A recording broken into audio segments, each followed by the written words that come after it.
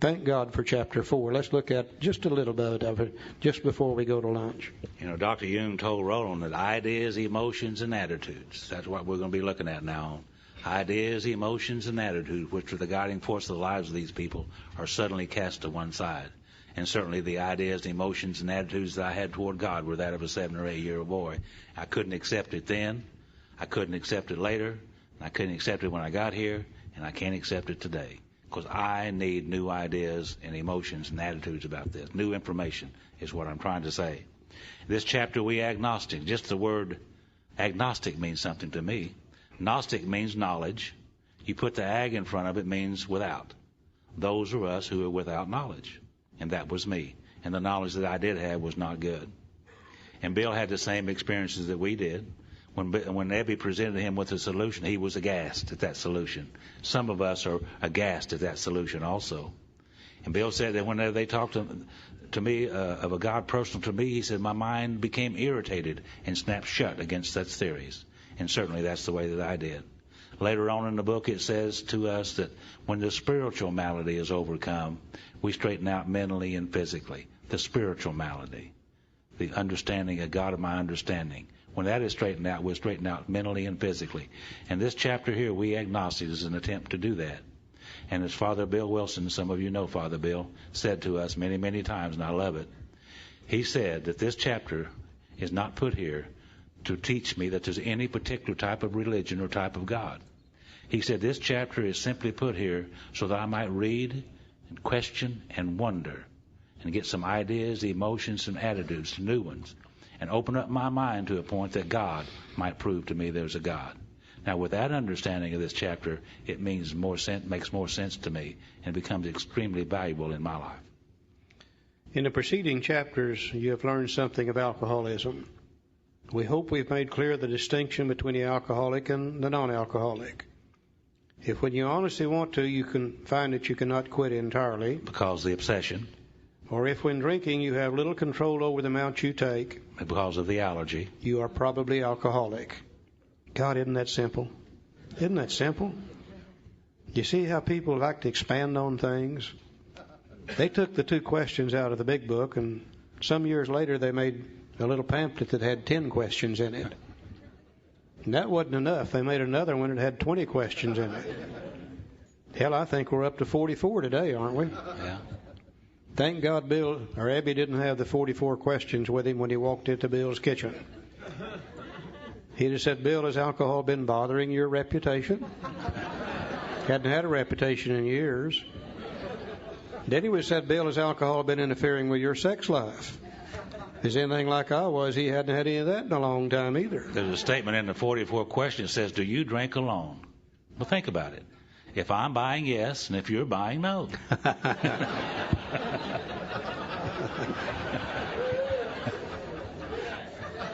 We had an old friend that used to live in Tyler, Texas. His name was Wino Joe. I've always felt sorry for everybody in AA that didn't get to meet Wino Joe. He was a real character. He's dead now. But Wino Joe had made up his own list to ask yourself to see if you're alcoholic. And the first question on his list was, has the roof of your mouth ever been sunburned? While drinking.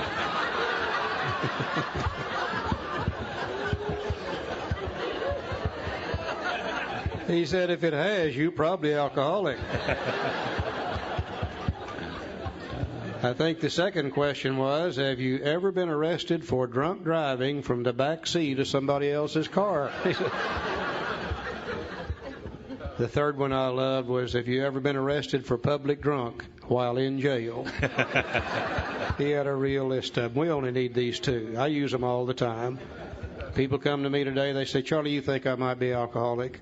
I say, I have no idea. Let me ask you a couple of questions. Have you been able to quit drinking entirely, left on your own resources? If they're a real alcoholic, they got to say no.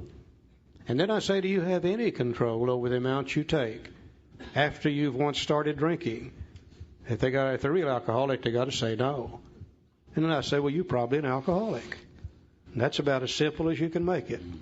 Now, if that be the case, you may be suffering from an illness, which only a spiritual experience will conquer. You know, we are very unique people. We number amongst a few people in the world today who suffer from a twofold illness that can only be overcome by a spiritual experience. We also number amongst a few people in the world today who have a terminal illness that we can come out of it in better shape than we were when we went into it, if we can have this spiritual experience. We are unique people. Now, to one who feels he's an atheist or agnostic, such an experience seems impossible. But to continue as he is means disaster, especially if he's an alcoholic of the hopeless variety. To be doomed to an alcoholic death, Step 1. Or to live on a spiritual basis, Step 2. Are not always easy alternatives to face. But it isn't so difficult. About half our original fellowship were of exactly that type. At first, some of us tried to avoid the issue, hoping against hope we were not true alcoholics.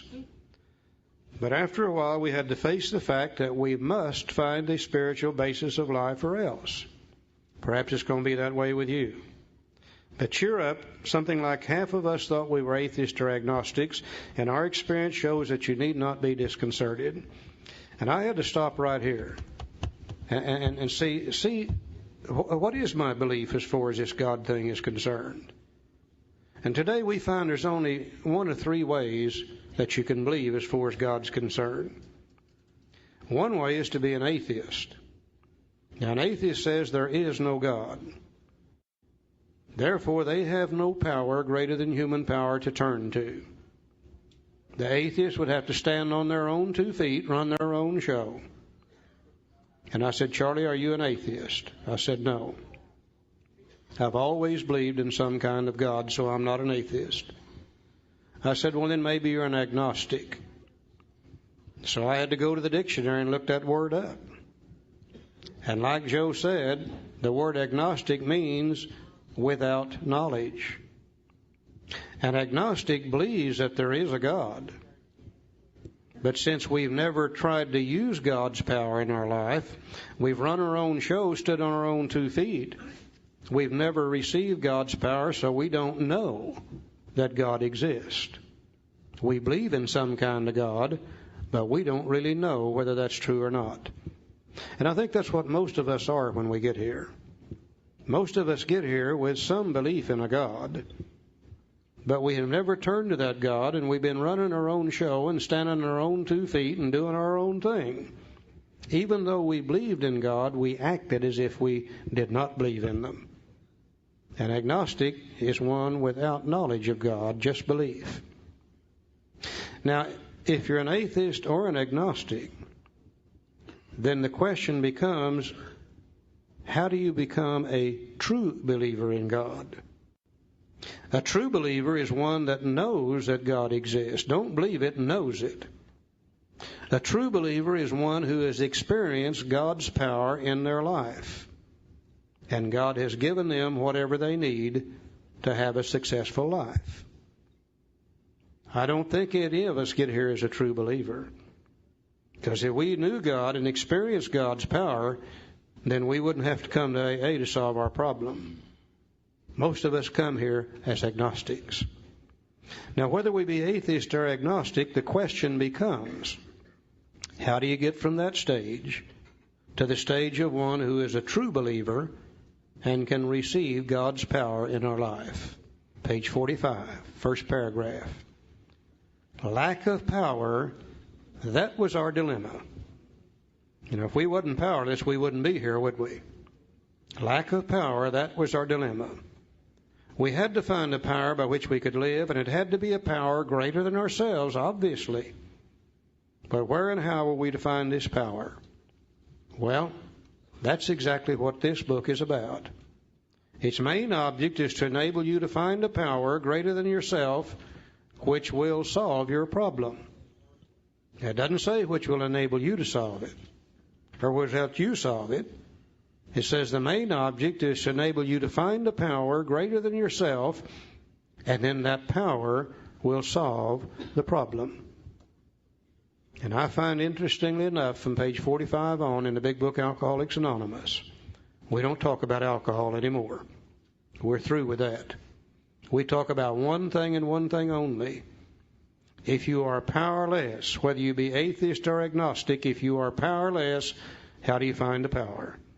And if you can find the power, then the power will solve the problem. Okay, we're going to go to page 46 in the chapter We Agnostics. And the book says that, yes, we of agnostic temperament have had these thoughts and experiences. Let us make haste to reassure you. We found as soon as we were able to lay aside prejudice and express even a willingness to believe in a power greater than ourselves, we commenced to get results, even though it was impossible for any of us to fully define or comprehend that power, which is God. Much to our relief, we discovered we did not need to consider another's conception of God. Our own conception, however inadequate, was sufficient to make the approach and effect the contact with Him. You know, my sponsor at that time, George, saw that I had a real problem with this idea about God, and he asked me about it, and I said, yes, I am. I'm having a hard time trying to understand. And he said, well, I've noticed that. He said, why don't you do something that helped him and maybe it would help me? He said, why don't you go home tonight and write down on a piece of paper what you would like God to be, laying aside all that stuff you think that you know, and just write down on a piece of paper what you would like God to be. And so I went home that night and I wrote down some things, and I'm not going to tell you what it is. Up to you. And I wrote down some things I wanted God to be, and I showed them to George, and he looked at them, and he said, well, that's good, Joe. So you can begin with that. See, I didn't know you could do that. And down in the South, you go to hell for making up your own God. True. You had to believe as they believed. You had to have faith in what they had faith in. If you didn't, you was going to go to hell. But George gave me permission, and I needed that permission, to sit down and to say, I would like God to be these things. And he said, that's good. You can start with that, and you can begin with that. And so that's exactly what I did. Where it says, much to our relief, we discovered we did not need to consider another's conception of God. Our own conception, however inadequate, was sufficient to make the approach and effect a contact with Him. Now here's where we can cast aside the first old idea. The old idea that I had was that you had to believe as they believed. And they had me convinced that if you didn't believe as they believe, there's no way that you're going to get anything good when it comes to God. So I was real pleased to find out that I can cast aside that old idea, and then I can have my own conception of God. And like we said yesterday or last night, you know, I find that I've never had any problem with my own conception of anything. And you let me start believing in God the way I want to, then I've got an entirely different idea. An old idea cast aside, replaced with a new idea. Begins right here. Yeah. And the book says, as soon as we admitted the possible existence of a creative intelligence, a spirit of the universe underlying totality of things, we began to be possessed of a new sense of power and direction, provided we took other simple steps. We found that God does not make too hard a turn for those who seek Him. To us, the realm of spirit is broad, roomy, all-inclusive, never exclusive or forbidding to those who earnestly seek. It is open, we believe, to all men. See, all I had to quit doing was saying, no, there's not, no, and start seeking. Start saying, yes, maybe. And I started seeking. I said, George, you mean I need to find God? And he said, Joe, God's not lost. I said, it didn't take me long to figure out who was lost, but I mean, he said, it's just like the book says, it's in the seeking, it's not in the finding. All I had to do was seek. You know, and that's all this book is asking me to do in this chapter, is asking me to seek with an open mind and to wonder and to think. And eventually God will disclose Himself to me. And that's exactly what's happened. I was taught as a kid growing up that the way to God was a very narrow path, that if you strayed off either side of it, you were going to get in a hell of a shape. I was taught that God was very, very exclusive, that only those that believed as they believed would be able to make any contact with God. Those were old ideas. Now my book says we found that God does not make too hard terms with those who seek Him. To us, the realm of the Spirit is broad, roomy, all-inclusive, never exclusive or forbidding to those who earnestly seek. Old ideas cast aside, replaced with some new ideas, beginning to find this power greater than human power by changing of the old ideas to new ideas. Page 47. So when therefore we speak to you of God, we mean your own conception of God. This applies, too, to other spiritual expressions which you find in this book. Do not let any prejudice you may have against spiritual terms deter you from honestly asking yourself what they mean to you. Prejudice is nothing more than old ideas. Do not let any old ideas you may have against spiritual terms deter you from honestly asking yourself what they mean to you. So at the start, this was all that we needed to commence spiritual growth, to affect our first conscious relation with God as we understood Him. And then afterward, we found ourselves accepting many things which then seemed entirely out of reach. But that was growth, but if we wished to grow, we had to begin somewhere. So we used our own conception, however limited it was. And that was a beginning for me. I needed a beginning place, and that's where I started. Now we need to ask ourselves but one short question. Do I now believe? The agnostic has always believed in some kind of God.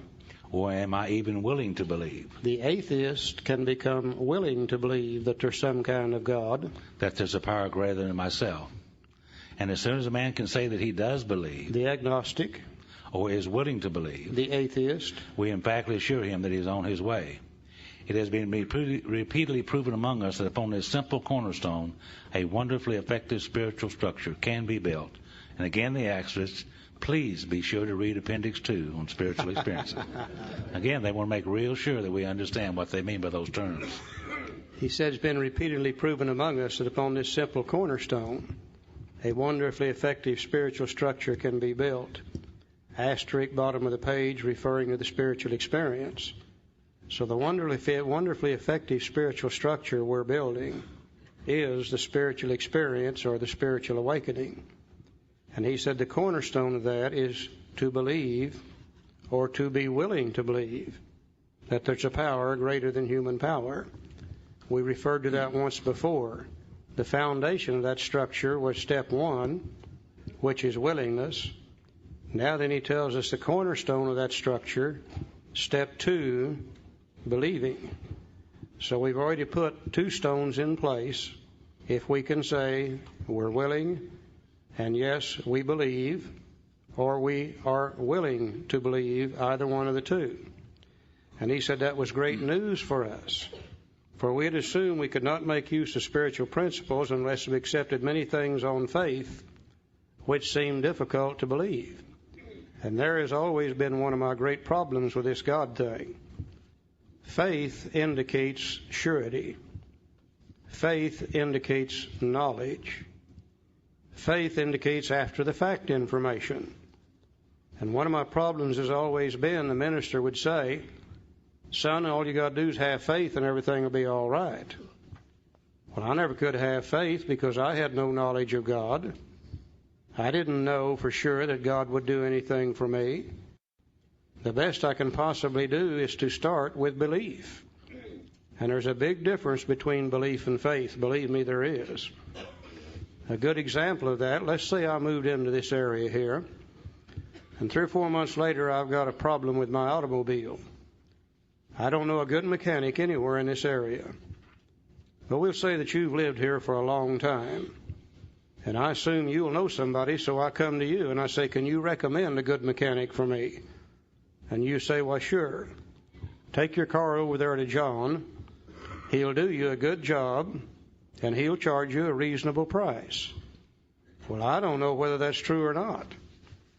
The best I can do with that information is if I believe it's strong enough, I'll take my car over there to John. And sure enough, he does a good job. He charges me a reasonable price. When I leave there, I know that he will do that. When I went there, I believed that he would do that. Now, 6 months from now, I have trouble with my car again. I don't ask you or anybody else where to take it. I take it right back to John. This time I took it on faith, took it on knowledge. You can't start with faith. You can only start with belief. And that's all we have to do. We either have to believe, or we become willing to believe that there's a power greater than we are, and we're on the road to spiritual recovery. We don't have to know anything.